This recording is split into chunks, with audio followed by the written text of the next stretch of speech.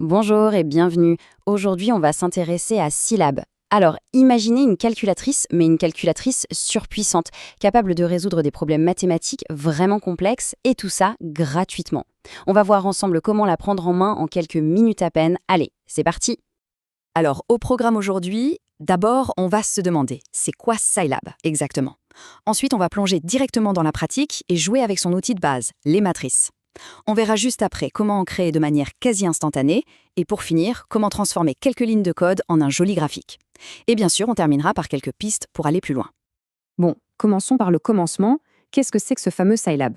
Eh bien, pour faire très simple, c'est une alternative open source, et donc gratuite, aux grands logiciels de calcul numérique bien connus sur le marché. Et c'est vraiment là que se situe toute la différence.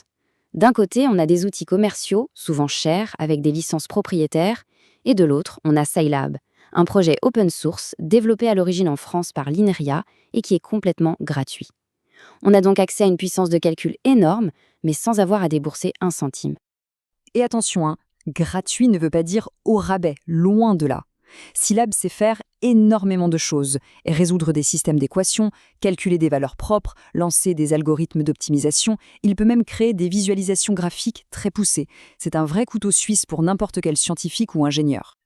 Allez, assez de théorie, passons à la pratique. Le cœur du réacteur de Scilab, c'est sa capacité à fonctionner comme une calculatrice matricielle hyper performante. Et comme on va le voir, c'est d'une simplicité déconcertante. Voilà une toute première commande.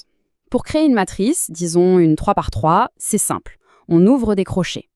À l'intérieur, on sépare les chiffres d'une même ligne par un espace et on utilise un point-virgule pour dire « hop, on passe à la ligne suivante ».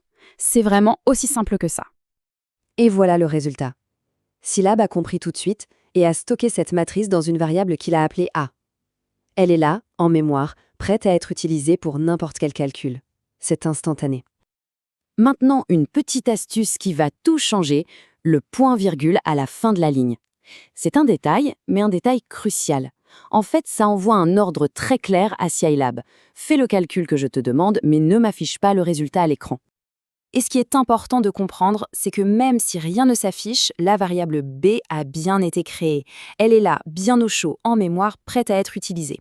C'est une technique essentielle pour écrire des scripts qui restent lisibles, en affichant que les résultats qui comptent vraiment. Ok, on monte un peu le niveau. Plutôt que de taper toutes les matrices à la main chiffre par chiffre, on va voir comment utiliser les fonctions intégrées de Scilab pour générer des matrices complexes en une seule commande. C'est là que la magie commence vraiment. Imaginons un instant. Il faut créer une matrice identité de 10 par 10, ou une matrice remplie uniquement de 0. Le faire à la main, ce serait long et fastidieux, n'est-ce pas? Eh bien, heureusement, Scilab a pensé à tout. Voici quelques-unes de ces fonctions un peu magiques.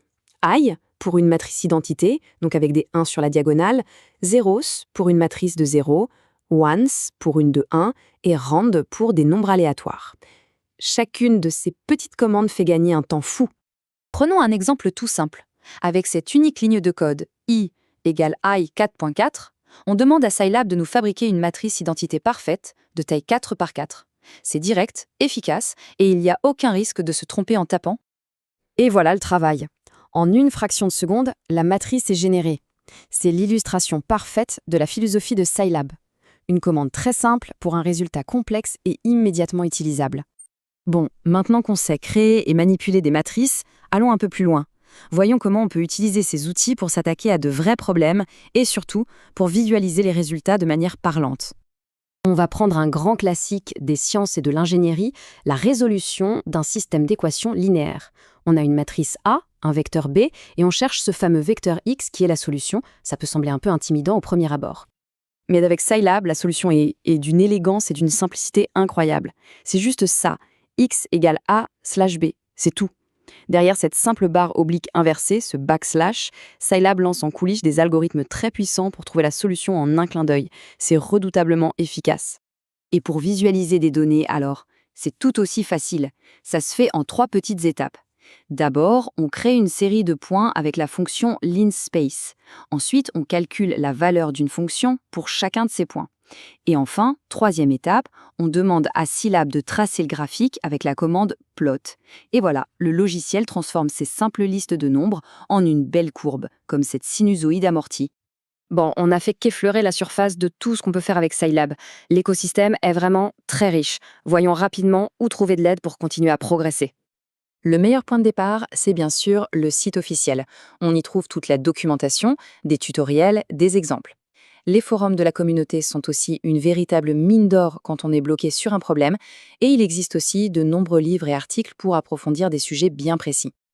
Et voilà, les bases sont posées. De la simple manipulation de matrices à la résolution de systèmes complexes, jusqu'à la visualisation de données. La vraie question maintenant, ce n'est plus comment faire, mais plutôt quel sera le premier problème à résoudre.